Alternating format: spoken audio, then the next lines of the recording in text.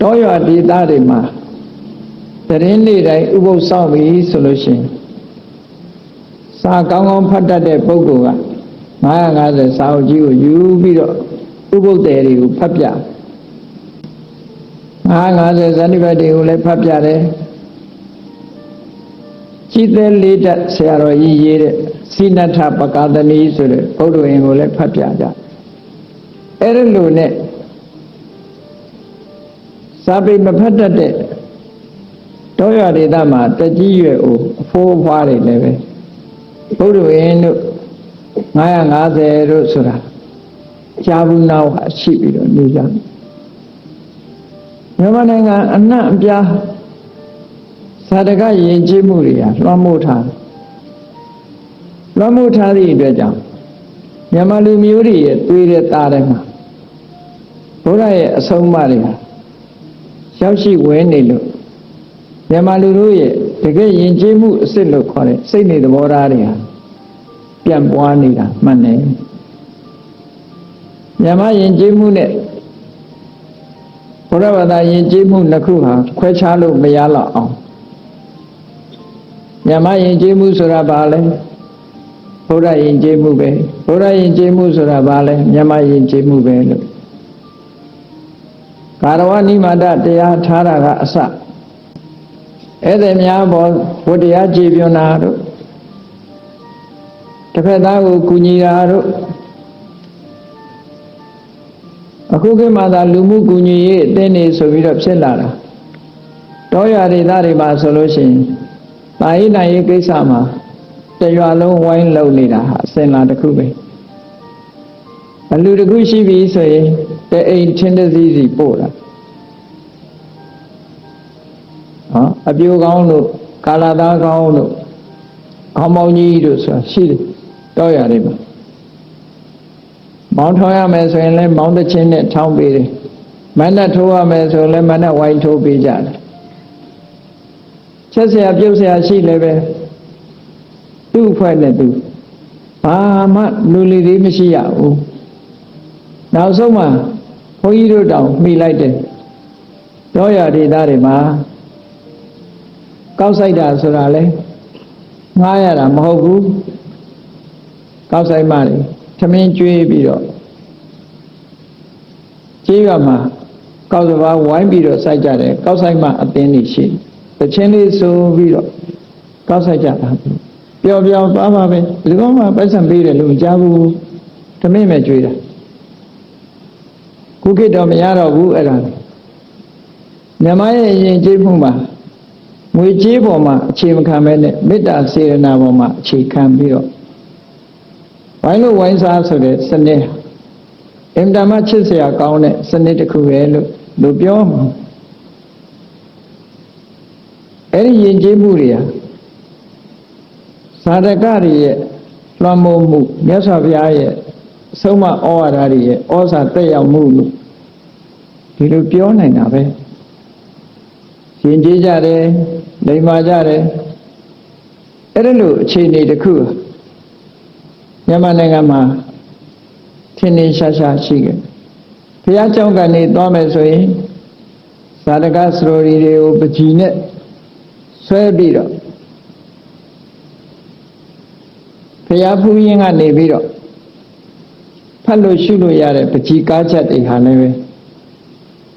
စာအုပ်ဖတ်เสียမလိုတော့ပဲနဲ့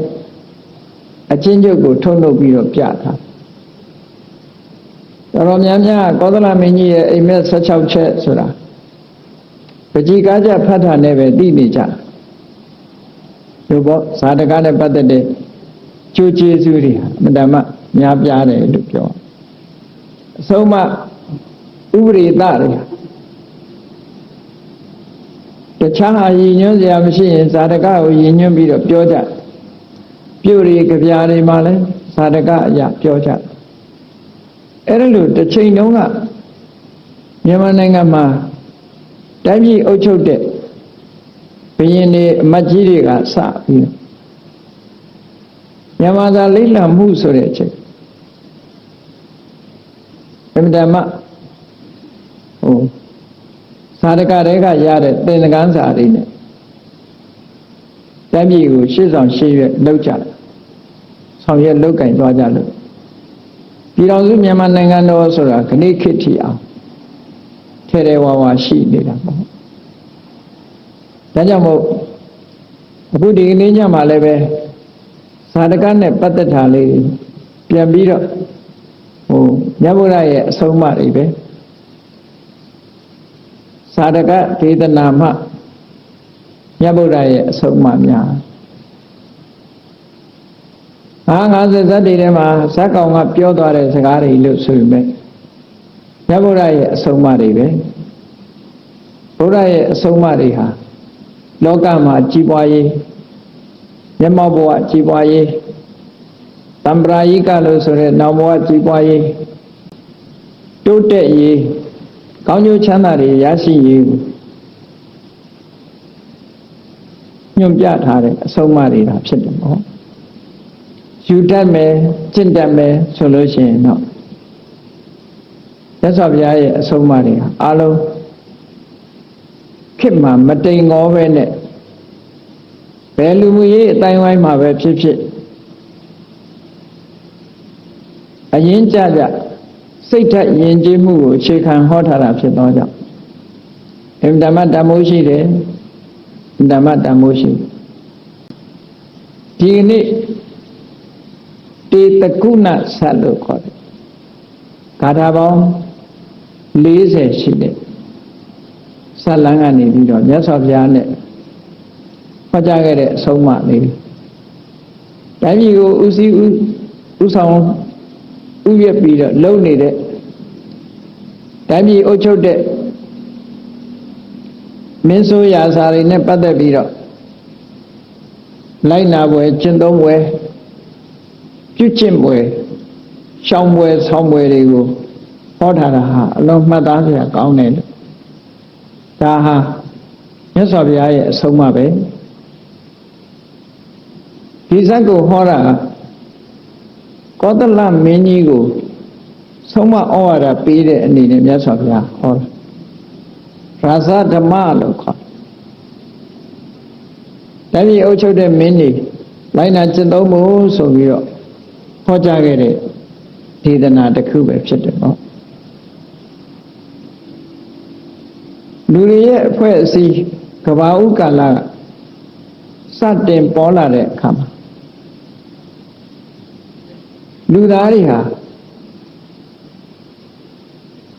လူသားတွေရဲ့ကဘာလူသားတွေအစပြိုးလာတဲ့အချိန်လူရဲ့ဂုဏ်သိက္ခာတွေဟာအလွန်မြင့်မားတယ်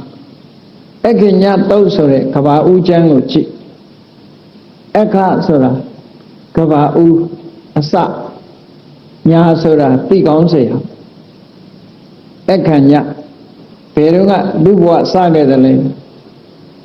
တော့မြန်မာရဲ့ယူဆမြောက်ကလူကစတာမဟုတ်ဘူးဘုရားမြတ်စွာဟောကြားတော်မူခဲ့တဲ့လူသားတွေရဲ့အစဆိုတာမြောက်ကစတာမဟုတ်ဘူးဗြဟ္မာကြီးကဖြစ်လာတာလည်းမဟုတ်ဘူးသို့တော့ဆက်သွယ်မှုကိုပြောရမယ်ဆိုရင်ကဘာမြေကြီးစတင်ပြီးတော့နော်ကဘာကြီးမီးလောင်ပျက်စီးသွားပြီးတဲ့နောက်ကဘာမြေကြီးစတင်ပေါ်လာတဲ့အချိန်မှာတရဝါဆိုတာသေမျိုးဆိုတဲ့အတိုင်းပဲလူပဲဖြစ်ဖြစ်နတ်ပဲဖြစ်ဖြစ်ပြမပဲဖြစ်ဖြစ်မြည်သည့်တရှိတတဝါပဲဖြစ်ဖြစ်တက်တန်းစိတ်ရင်သေစမြဲပဲအဲ့ဒီမဲ့ပြမပြေကပြမတွေဟာတက်တန်းစိလို့သေဆုံးလာတဲ့အခါမှာအခုလူဘုံလို့ခေါ်တဲ့နေရာဒေသတွေမှာပထမဆုံးစပြီးတော့ဖြစ်လာဒါကဘုရားရဲ့ဟောပြောချက်ခဏခေတ်သိပ္ပံလူတွေကတော့တမျိုးပြောတာပေါ့နော်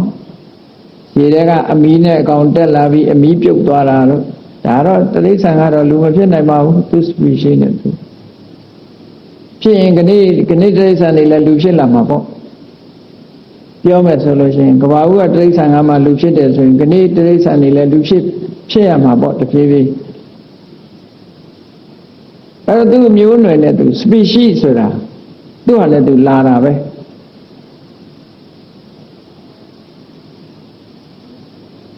ကဘာမြေကြီးမှာအဲ့ဒီတော့က မြေကြီးကမမာသေးဘူးရေပြင်အကျော်လေးတင်းနေတဲ့အချိန်ဒီပေါ်မှာတက်နင်းလို့မရနိုင်တဲ့အချိန်ကစပြီးလူသားမျိုးနွယ်စဘယ်တိရစ္ဆာန်တွေရှိအောင်မလဲဗြဟ္မာဘဝကသေဆုံးလာတဲ့ပုဂ္ဂိုလ်ဟာသူကံအရာအမိဖဆိုတာမရှိဘဲနဲ့ဥပပပတိတရေလို့ခေါ်တယ်ပြုတ်ခနဲ့မွေးဖွားတာအဲ့ဒီမွေးဖွားနည်းနဲ့မွေးဖွားလာတဲ့အခါကဘာဦးလူသားဟာကြာမအဖိုးအမခွဲခြားထားတာမရှိဘူးတဲ့ယောက်ျားမိန်းမမရှိသေးဘူးတတ္တဝါလို့ပဲခေါ်သေးတယ်အဲ့ဒီအချိန်မှာလူလို့လည်းမခေါ်ဘူးတတ္တလို့ပဲခေါ်ကဘာဦးကစတင်ပြီးတော့ဖြစ်လာတဲ့အခါမှာနင်းเสียမြေလည်းမရှိသေးသည့်အတွက်ကြောင့်ကောင်းကင်မှာတွာလာနေကြတယ်ကိုယ်ပိုင်အယောင်အဝါတွေရှိတယ်စားเสียဆိုတာသူတို့ဘဝသူတို့ပြောနေတဲ့ပီတိနဲ့ပဲသက်ရှင်နေကြတယ်အန္တလိခစရာကောင်းကင်မှာတွားတယ်တဲ့တယံပပါကိုယ်ပိုင်အလင်းရောင်ရှိတယ်တဲ့ပီတိဘက်ခနှစ်သက်ကျင့်တတ်နေတာနဲ့ပဲလူဟာတင့်တယ်အားရဟုတ်တယ်အခုခေတ်ကလေးတွေတောင်မှပဲတကယ်ချင်းပေါင်းတဲ့နေနဲ့ကစားနေတယ်ဆိုထမင်းဆာမှမသိဘူးလေအဲ့ဒါပီတိဘက်ခမိဘတွေကခေါ်ကြွေးတောင်တော်နဲ့စားကြတာမဟုတ်ဘူးလေပီတိဆိုတာလည်းပဲလူရဲ့စွမ်းအားတွေခန္ဓာကိုယ်ထိန်းထားနိုင်စွမ်းရှိတာအဲ့ဒါလို့သူ့ဘတ်ထာယိနောတဲ့တင်းတင်းတဲတဲနဲ့လူသားတွေဟာခုံရှိတရေရှိအဲ့ဒီခက်ကဒီလိုနေလာခဲ့တာနှစ်ပေါင်းအတော်ကြာလာလို့ကဘာမြေကြီးအကျော်တင်းလာပြီးတော့မားလာပြီဆိုတဲ့အခါကျတော့မြေကြီးပေါ်မှာရောက်လာတယ်ဒါလည်းနှစ်ပေါင်းများစွာကြာတယ်ပေါ့ရောက်လာတဲ့အခါမြေကြီးကအလွန်တန်ရှင်းစင်ကြယ်နေတယ်အဲ့ဒီတန်ရှင်းစင်ကြယ်နေတဲ့မြေကြီးကဘာနဲ့ဥပမာတူတော့ဆိုမလိုက်နေလို့ထောပတ်တွေလို့အနတ်ရတာလည်းရှိတယ်အဲ့ဒီမှာလူသားတစ်ယောက်ကအစင်းရောင်ကလည်းလှတယ်အနတ်လည်းကောင်းတယ်ဆိုတော့လက်နဲ့ကော်ပြီးတော့ရဲကြည့်လိုက်တာကြိုက်သွားတယ်အဲ့ဒီကြိုက်သွားတယ်ဆိုတာရတ္တတဏပေါ်လာခြင်းပဲဖြစ်တယ်ပေါ့ဒီလိုဆိုတာပေါ့နော်ဒါအက္ခညတုံးမှာအသေးစိတ်ခေါ်ထားတာရှိပါအဲ့ဒီမှာလူသားရဲ့ဘဝအခြေအနေတစ်ခုဟာပြောင်းလဲသွားတယ်အဲ့ဒီကနေတဖြည်းဖြည်းလူသားရဲ့စိတ်ဓာတ်တွေထဲမှာညှဉ်းနှွမ်းမှုတွေဝင်လာပြီးနောက်ဆုံးကြတော့လူတွေဟာတဖြည်းဖြည်းအကျင့်ပြက်လာတယ်လို့ဒါပြောတာနော်အကောင်းကနေအဆိုးဖြစ်တာအဆိုးကနေအကောင်းဖြစ်လာတာမဟုတ်ဘူးသိကောင်းတဲ့ချိန်ကနေပြီးတော့သိဖြူစင်တဲ့အဆင့်ကနေပြီးတော့တဖြည်းဖြည်းအမဲဆက်ကလေးတွေပေါ်လာပြီးတော့လူတွေဟာနှိမ့်ကြလာလိုက်တာနောက်ဆုံးကြတော့သူများပစ္စည်းခိုးလာတာတွေဘာတွေဒီလိုဟာတွေလှုပ်လာအကောင်းတဲ့အလုပ်တွေဝင်လာတဲ့အခါကျတော့မှလူသားထုကြီးတရလုံးကနေပြီးတော့တို့မှာမဟုတ်တဲ့လူကိုပြစ်ပေးဖို့ဟုတ်တဲ့လူတွေကိုချီးမြှောက်ဖို့ကာဝယ်ဆောင်ရှောက်ပေးဖို့ခေါင်းဆောင်ဆိုတာလိုလာပြီတို့လူခေါင်းဆောင်ဆိုတာလိုလာပြီလူတွေတဲကဉာဏ်ပညာအရှိဆုံးပုဂ္ဂိုလ်တယောက်ကိုဝိုင်းပြီးတော့မဟာသမ္မတဆိုပြီးတော့မြောက်ကြအဲ့ဒီကစတာအဲ့ဒီကစမဟာသမ္မတဆိုတာသမုတ်တင်မြောက်အပ်သူလို့အဓိပ္ပာယ်ရအများကသမုတ်တင်မြောက်အပ်သူသူတောင်ကဘာလို့ရတော့ဆိုရင်ကဲ့ရဲ့ရှုတ်ချလိုက်တဲ့ပုဂ္ဂိုလ်ရှုတ်ချရမယ်အပြစ်ပေးလိုက်တဲ့ပုဂ္ဂိုလ်အပြစ်ပေးရမယ်အဲ့ဒီလုပ်ကိုလုပ်ပါကျန်တဲ့လူတွေကနေပြီးတော့ဒီလုပ်ရသည့်အတွက်ကြောင့်သူ့ရဲ့ဝမ်းစာအတွက်တာဝန်ယူတဲ့အနေနဲ့ဆေဘုံတဘုံအခွန်ဆက်ကြဒါလူတွေသဘောတူညီခြင်းနဲ့လုပ်တာ ခဏခေတ်ကြတော့အခွန်တိန်းတာတွေဖြစ်လာနော်အမှန်ကတော့အခွန်ပေးတယ်ဆိုတာလူတို့ကစပေးတာအခွန်မရှောင်ရပေးလိုက်တဲ့အခွန်ပေးတာအဲ့ဒါလို့မဟာသမဏမင်းကိုအခွန်ပေးတာအနေစပြီးတော့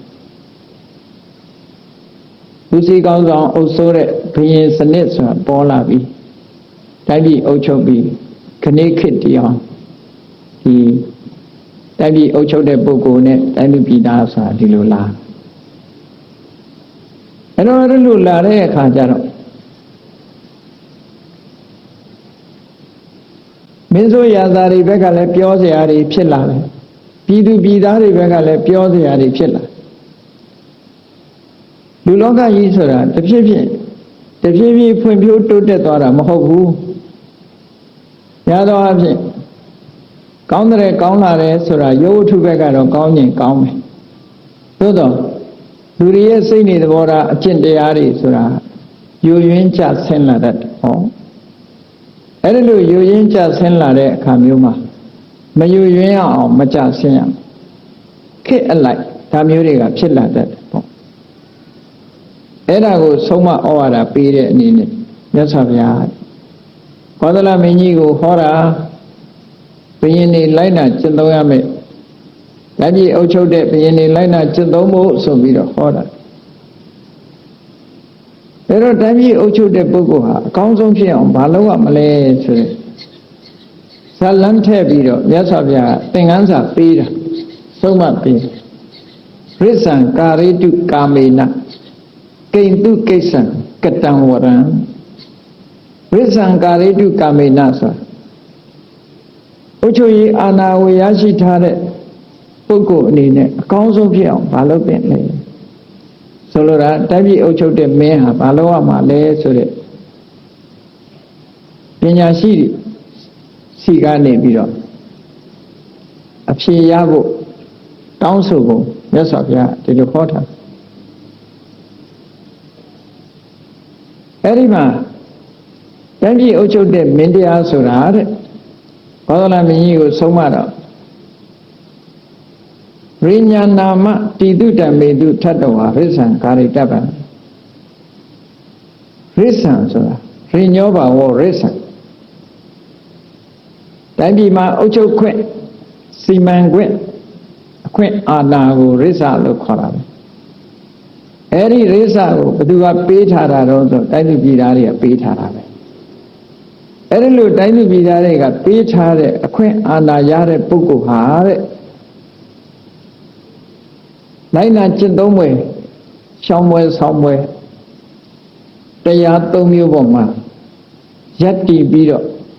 တိုင်းပြည်ကိုအုပ်ချုပ်ရမယ်လို့မြတ်စွာဘုရားဒီတရားတော်မှာဟောထားအဲ့ဒီမှာအဖြေကဂါထာနဲ့ဟောထားတာဒါတော့ဆိုဧဝဝိจတံကောတံဟာတံနိဝါရေတတောကိစ္ဆာနိကာရေယတံဝတံအာဟုခတ္တိယအဲ့ဒီအုပ်ချုပ်တဲ့ဘုရင်မင်းတရားတွေကိုမြတ်စွာဘုရားဆုံးမဩဝါဒပေးတဲ့အနေနဲ့ဇာတကမှာဖော်ညွှန်းထားတဲ့စကားတစ်ခုပထမေနပထမေနေဝဝိထတံတိုင်းပြည်အုပ်ချုပ်တဲ့ဘုရင်ဆိုတာဟာတဲ့ဘယ်တော့မှလိမ်လီမပြောရဘူးတဲ့အမြဲတမ်းမှန်မှန်ကန်ကန်ပြောရဘုဒ္ဓဝါဒကိုရှောင်ရမယ်လို့ဒီလိုဆိုတယ်ဟောရာဇာနာမဘုဒ္ဓဝါဒနိဝါရေတိုင်းပြည်အုပ်ချုပ်တဲ့မင်းဆိုတာဘယ်တော့မှမှန်မှန်ကန်မပြောရဘူးမှန်မှန်ကန်ရမယ်ပြောရမယ်ဘာဖြစ်လဲဆိုရင်တိုင်းပြည်အုပ်ချုပ်တဲ့မင်းဟာသိရေးကြည့်တယ်တဲ့ဘုရင်ကမမှန်မကန်ပြောပြီးဆိုလို့ရှိရင်တဲ့အဲ့ဒီမင်းရဲ့နိုင်ငံမှာမြေစီရေစီဩဇာတွေကျဆင်းသွားတယ်ဒါကတော့ဟိုကိုချင်းတရားပြပြမှုကိုအကြောင်းပြုပြီးတော့ဖြစ်တတ်တဲ့သဘာဝပြောတာဒါတွေကမျက်စိကမမြင်ရတော့လူတွေကယုံကောင်းမှယုံတယ် မြတ်စွာဘုရားကအကြောင်းကျိုးဆက်ပြီးတော့ခုလိုဟောထားလိမ်ပြီးတော့ပြောတတ်တဲ့တပည့်အုပ်ချုပ်တဲ့မင်းတရားရဲ့နိုင်ငံမှာတဲ့ဒီလိမ်လည်မှုဆိုတဲ့အကုသိုလ်ဟာတမန်အားဖြင့်တော့မကြည့်ဘူးလို့ထင်ကောင်းထင်လိုက်မယ်သို့သောမုသဝါဒလိမ်လည်ပြားပြီးတော့ပြောမယ်ဆိုတဲ့ဘုရင်ရဲ့နိုင်ငံဟာရေစီတွေဆုတ်သွားတတ်တယ်ကဲစဉ်းစားကြည့်ဘယ်လိုပတ်သက်လဲဖြစ်နိုင်သလားမဖြစ်နိုင်ဘူးလားစဉ်းစားကြည့်ရပတ်သက်မှုရှိမရှိစဉ်းစား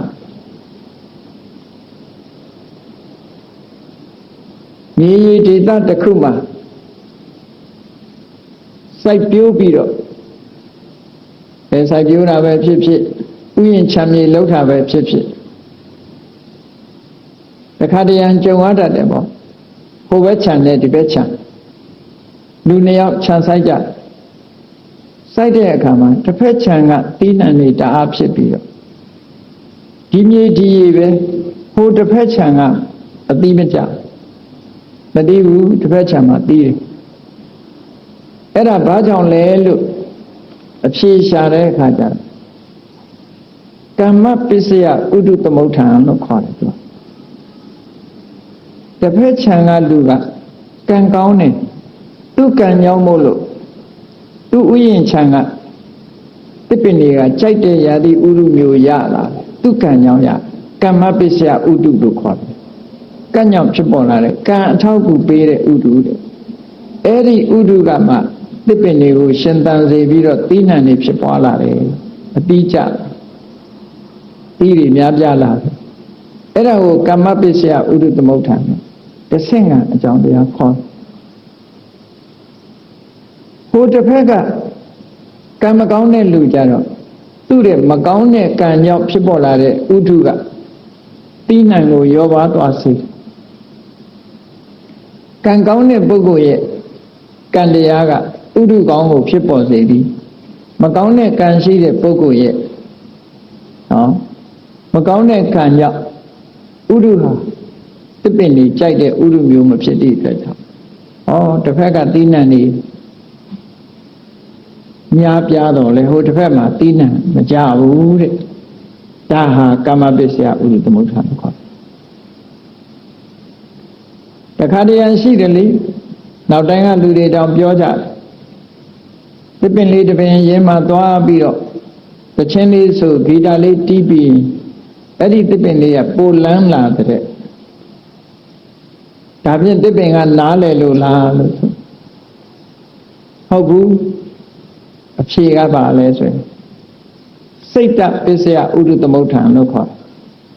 ဂီတာတီးပြီးတော့တချင်းဆိုတဲ့လူကပျော်ပြီးတော့နေသည့်အတွက်ကြောင့်သူခန္ဓာကိုယ်ကထွက်တဲ့ chemical တွေကတစ်ပင်ကိုအကျိုးပြုသွားတစ်ပင်ကိုအကျိုးပြုသွားဒါကြောင့်မို့လန်းသွားအဲ့ဒါဆိုလို့ရှိရင်စိတ်ညစ်တဲ့လူတယောက်ပန်းမင်အောက်သွားထိုင်ရင်အဲ့ဒီပန်းလေးတွေဟာညှိုးနှွမ်းလာမှာပဲဓာတ်ကူးသွားတယ်လို့ပြောခြင်းလည်းပြောပါနော်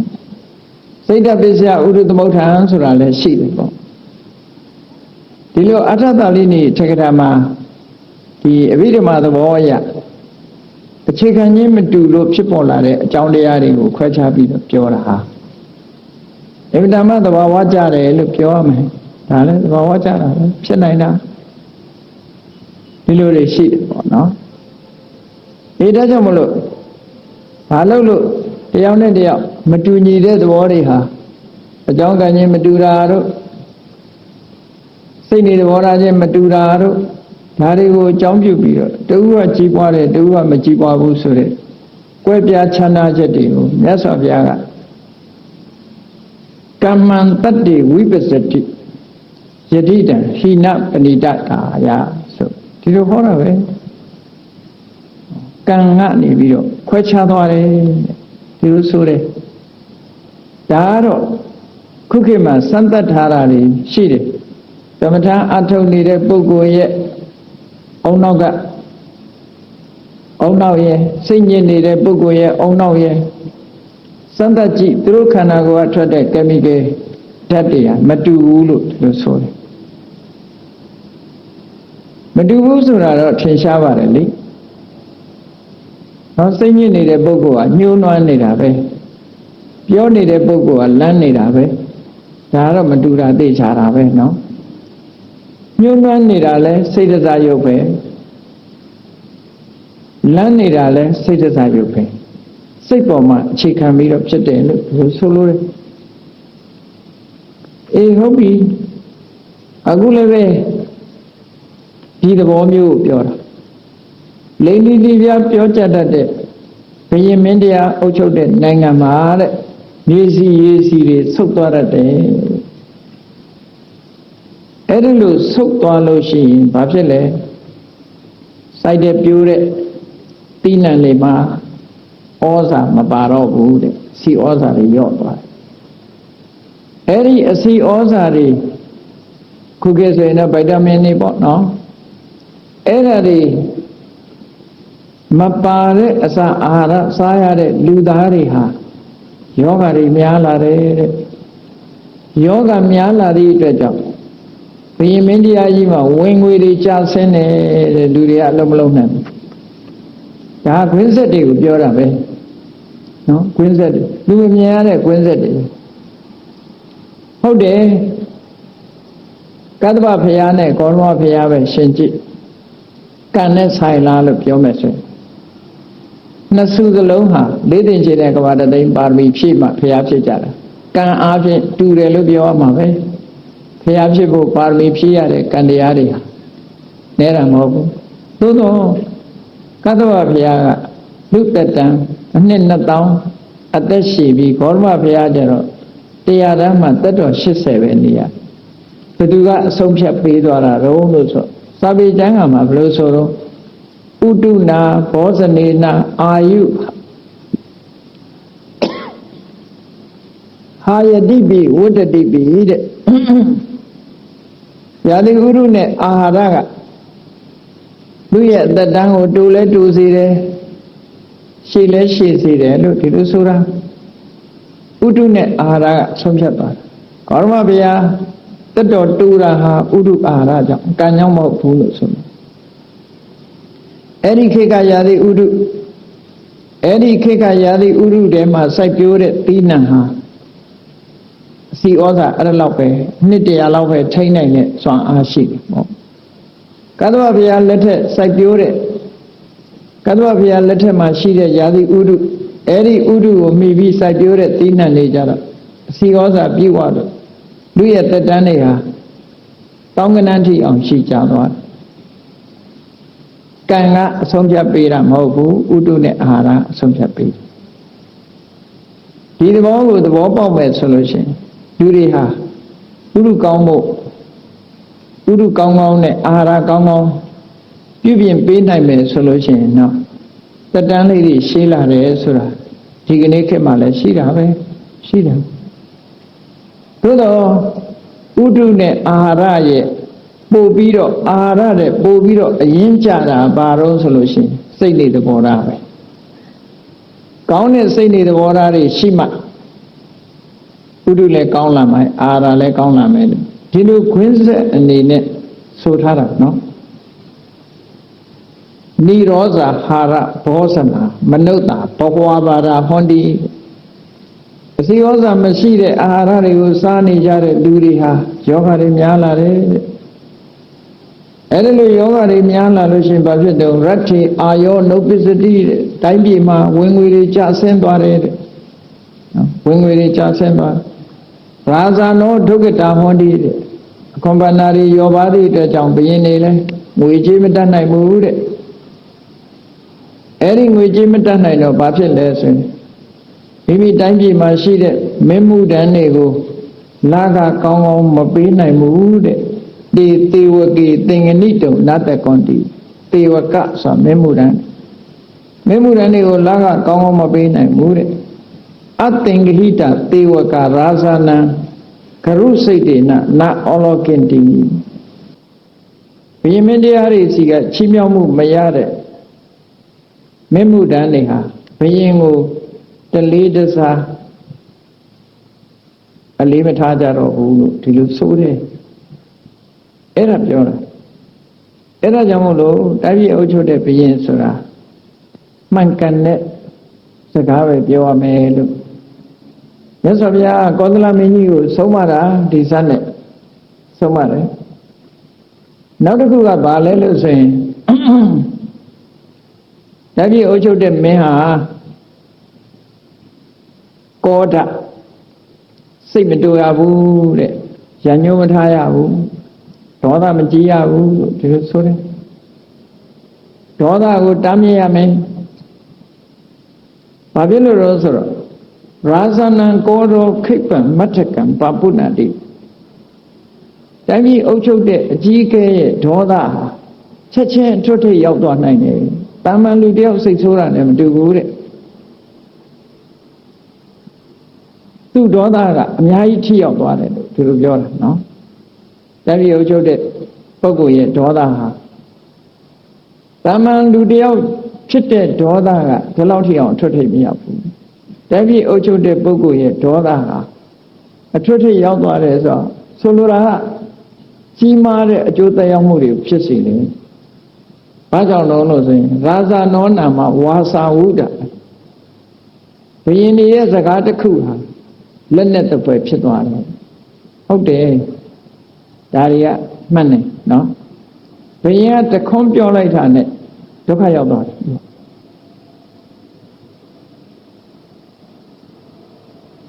တခွန်းပြောလိုက်တာနဲ့ဒုက္ခရောက်သွားတာရှိကိုယ်စိတ်တော်ဟာအောလောကိတမတ္တိနာပိပရံဝိနသင်္တိဘုရင်ကစိတ်ဆိုးပြီးဒီလူတယောက်ကိုမျက်စောင်းတစ်ချက်ထိုးလိုက်တာနဲ့အဲ့ဒီလူအသက်ပြောက်ပြီးတာမှတ်ပြီဒီလိုရှိတယ်နော်ခါတော့ကကြားဘူးလိုက်တယ်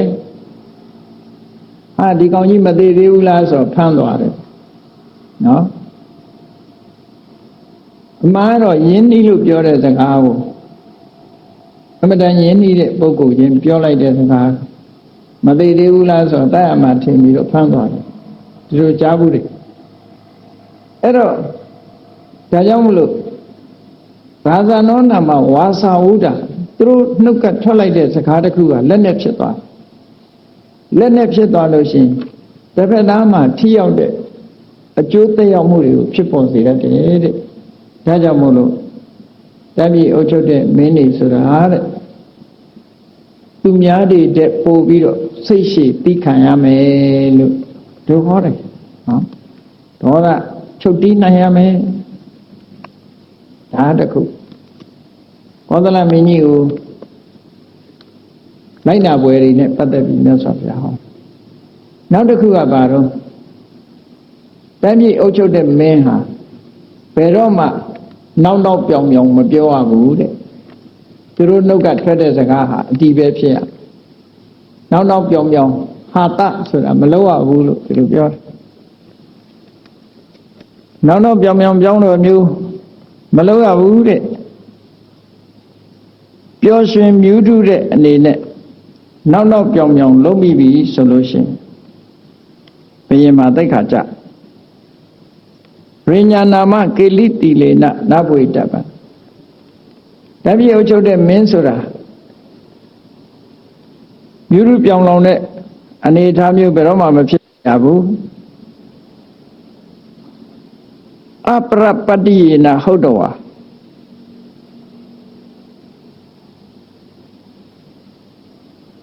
တဗ္ဗာနိကိစ္ဆာနိအတ္တပစ္စခေနိဝကတ္တဗာနိတဲ့သူကသူများဘသူကိုမှတိုင်းပြည်အုပ်ချုပ်တဲ့မင်းဆိုတာအယုံကြည်မထားရဘူးဘသူစကားမှမယုံနဲ့ဒီလိုဆိုလို့တယ်အပရပတ္တိယပရပတ္တိယဆိုတာသူများစကားကိုယုံတာကိုဆိုလို့တယ်အပရပတ္တိယဆိုတာသူများစကားမယုံရဘူးတဲ့ဟုတ်တယ်လေမင်းဆိုတာဘေးကလူကဝင်ပြီးတော့ဂုံးတိုက်လို့ရှိရင်ကြံတဲ့လူမှနစ်နာတတ်တယ်လေဒါကြောင့်မို့အပရပတ္တိယလူပြောသူပြောဘေးကပြောတာကိုဘယ်တော့မှလက်မခံမယုံနဲ့တဗ္ဗာနိကိစ္ဆာနိအတ္တပစ္စခေနိဝပစ္စခေနိဝအတ္တပစ္စခဆိုတာကိုယ်တိုင်သိရမယ်ကိုယ်တိုင်သိအောင် ကိုယ်တိုင်သိရှိပြီးမှအလုပ်တစ်ခုကိုလုပ်ရမယ်လို့ကိုယ်တိုင်သိအောင်စုံစမ်းတယ်လုပ်ကြတယ်ဒါကြောင့်မို့950ဇတ်ထဲမှာဘုရားလောင်းဘုရင်တွေဟာမြို့ထဲမှာစနေနာထွက်ပြီးတော့အမှန်သိအောင်ကိစ္စတစ်ခုရုပ်တရက်မဆုံးဖြတ်ပဲနဲ့အမှန်သိအောင်ကြိုးစားအားထုတ်ကြအဲ့လိုအမှန်သိရတဲ့အခါကျတော့မှမိမိရဲ့လှုပ်ဆောင်မှုဟာ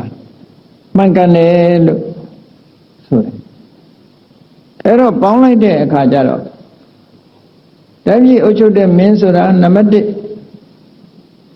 ဘုရားစကားရှောင်ရှားရမယ်အမျက်ဒေါသကိုရှောင်ရှားရမယ်အချောအပြက်ပြောတာမျိုးသူတစ်ပါးယုံကြည်တာမျိုးဒါတွေကိုရှောင်ရှားရမယ်တဲ့အလေးနဲ့မိမိကိုယ်တိုင်သိပြီးတော့တိုင်းပြည်ကိုအုပ်ချုပ်ရမယ်ကောင်းကျိုးချမ်းသာတွေရအောင်ဆောင်ရွက်ရမယ်လို့ဒီလိုဆိုတာနော်အဲ့ဒါကြောင့်မို့လို့ဒီကောသလမင်းကြီးကိုမြတ်စွာဘုရားတို့ဒီမှာပညာပေးတဲ့အနေနဲ့ဟောပြောတာ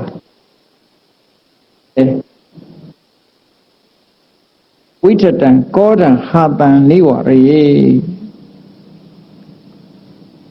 ဒါတွေကိုဒီတရားမျိုးတွေမဖြစ်အောင်လုပ်ပါတဲ့တတောကိစ္ဆာနိကာရိယတံဝတံအာဟုခတ္တယအဲ့ဒီနောက်မှလှုပ်เสียရှိတဲ့ကိစ္စတွေကိုလုပ်ပါတဲ့ဟောနောက်တစ်ခုတာမန်လူတွေနဲ့မတူစေရဘူးတဲ့ယန္တွန်တာတပုဗ္ဗေကတမတံတယရတ္တောဒုဒောသယံကရိယာနတ္တံကယိရာတတောပုဏ္ဏအခါတရံလောဘကြောင့်ဖြစ်စေဒေါသကြောင့်ဖြစ်စေအမှားယွင်းတစ်ခုပြုမိလိုက်လို့စိတ်ပူစရာတစ်ခုဖြစ်သွားလို့ရှိရင်တဲ့နော်ဒုတိယအဲ့ဒါလို့နောင်တပူပန်ရမယ်အလုပ်မျိုးကိုနောက်ထပ်မလုပ်မိအောင်တတိထားရမယ်တဲ့တိုင်းပြည်အုပ်ချုပ်မိမိလျော်ကြောင်းကြဆိုင်ရမယ်အမြဲတမ်းတတိကြီးစွာထားရမယ်မိမိလျော်ရော့နေမယ်ဆိုလို့ရှိရင်ဆုံးမသွားရတယ်အဲ့ဒီဆုံးမမှုဟာမကောင်းတဲ့စိတ်ဓာတ်ရှိတဲ့ပုဂ္ဂိုလ်တွေကိုမချီးမြှောက်ရဘူးနှိပ်ကွက်ရမယ်ဒီလိုဆိုတယ်နောက်တိုင်းပြည်အုပ်ချုပ်တဲ့ဘုရင်ဟာအသိပညာအမြော်အမြင်ရှိရမယ်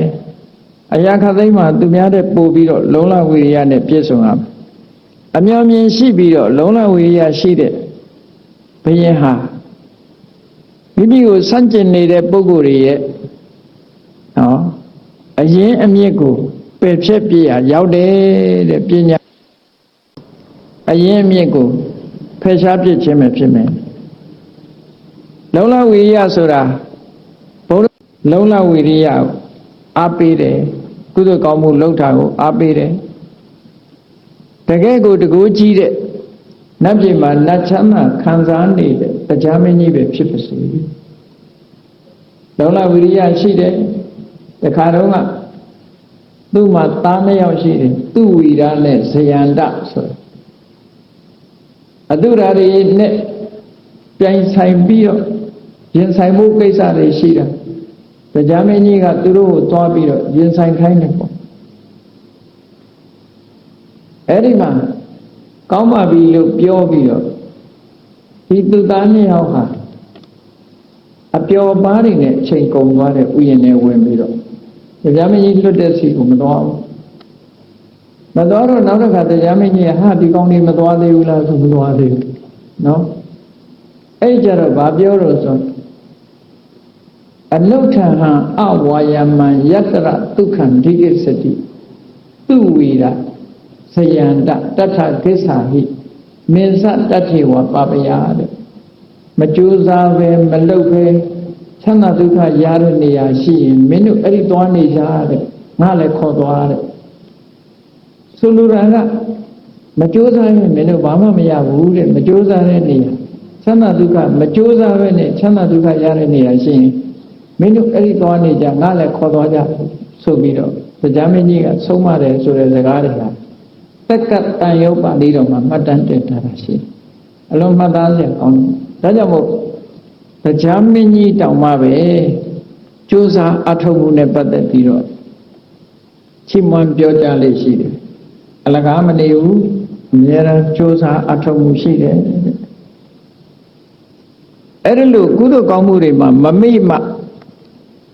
နတ်တွေဘာတွေကလည်းကုသိုလ်ကောင်းမှုတွေလုပ်ပြီးအမြတ်တမ်းပေးဝေနေမှနတ်တွေကလည်းသဘောကျပြီးတော့ကိုယ်